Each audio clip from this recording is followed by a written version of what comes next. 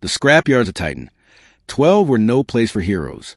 Rust, smoke, and the constant whine of broken machinery made up the world of Kieran Hale, a human mechanic who lived on odd jobs, patching ships barely held together with wire and prayer. He never thought destiny would find him in the shadows of twisted metal. That changed the night. He heard the cries. At first, he thought it was a wounded scavenger animal. But when he followed the sound, weaving past half-melted starship hulls, he stumbled upon something far stranger. An alien woman, crumpled against the wreckage of a shattered shuttle. Her skin shimmered faintly with violet bioluminescence, her breasts shallow and ragged. Blood, if it was blood, poured from a wound across her chest. And in her arms, wrapped in a torn silver blanket, was a baby. The alien mother's eyes flicked open, glassy with tears. When she saw Kieran, her lips trembled. She tried to speak, her voice a rasp.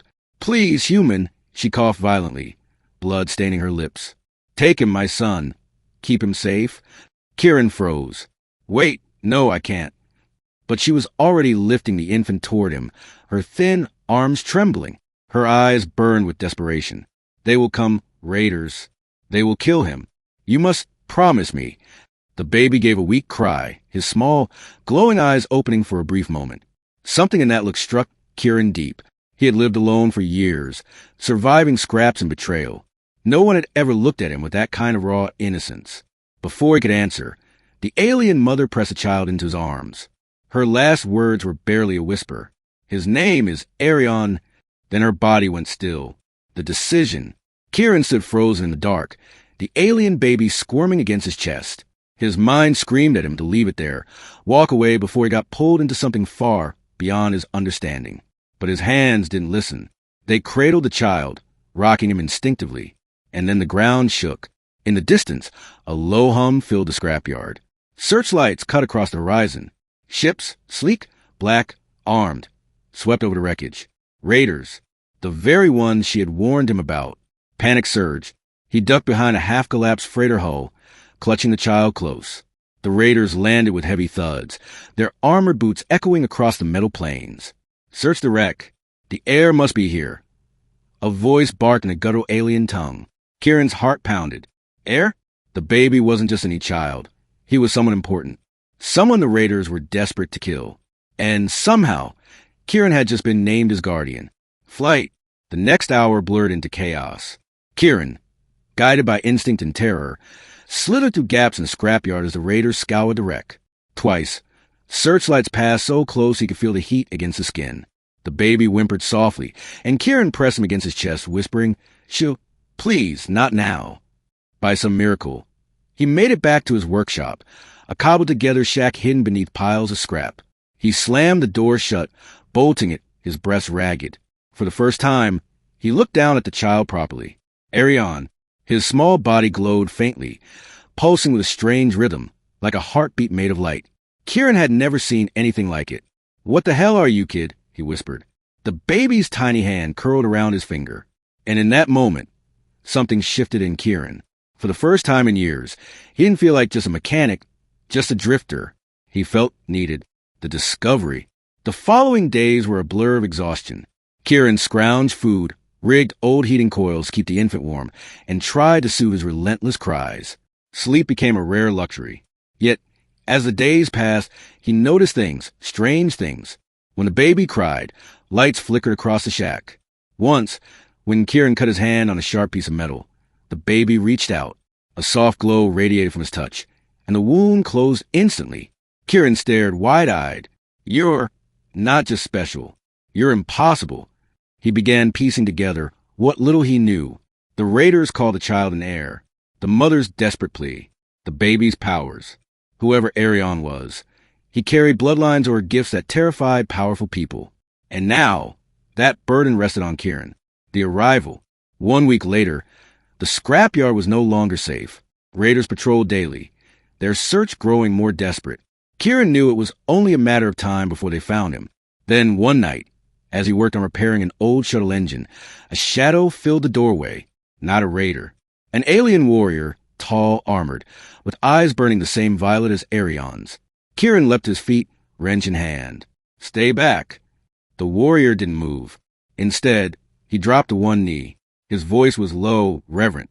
You carry the air. Kieran froze. What? The warrior looked up, his gaze fierce. I am Captain Vare the Ilarian Guard. We searched the Queen's son. We feared him lost. You, his eyes flicked the baby in Kieran's arms. You saved him. Kieran's mind reeled.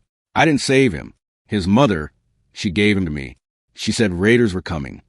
Vare's jaw tightened. They were assassins. The Queen's own bloodline was betrayed. This child is the last of the royal house. Kieran staggered back, clutching Arion closer.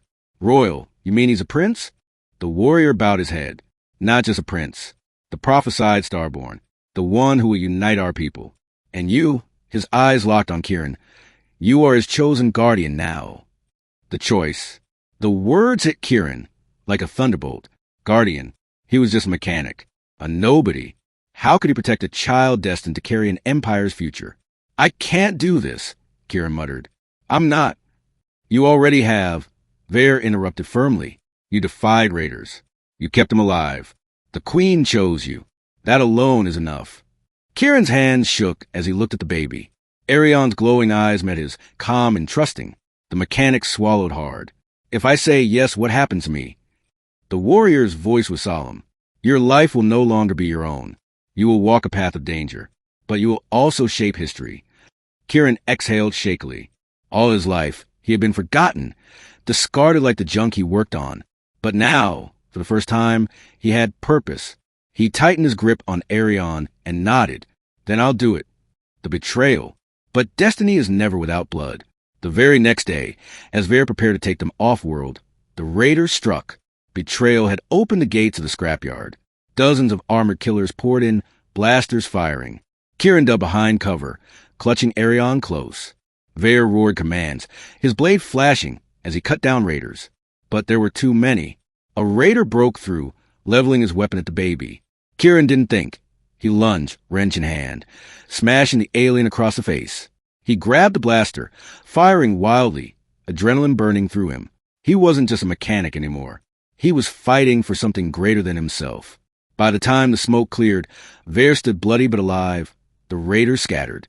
And Kieran stood with the baby still safe in his arms, his hands trembling but steady. Epilogue. 3 days later, a small Ilarian ship lifted off from Titan 12. On board, Captain Vare saluted the human mechanic with newfound respect. You have a warrior's heart, Kieran Hale, he said. And now, you are bound to our future. Kieran looked down at Arion, the child asleep against his chest. A strange peace settled over him. He had lost everything once, home, family, hope. But this child had given it back in a way he never expected. He whispered softly, Don't worry, kid. I've got you.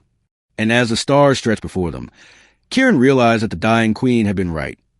What followed would shock the galaxy, because a forgotten mechanic now carried the future of a civilization in his arms.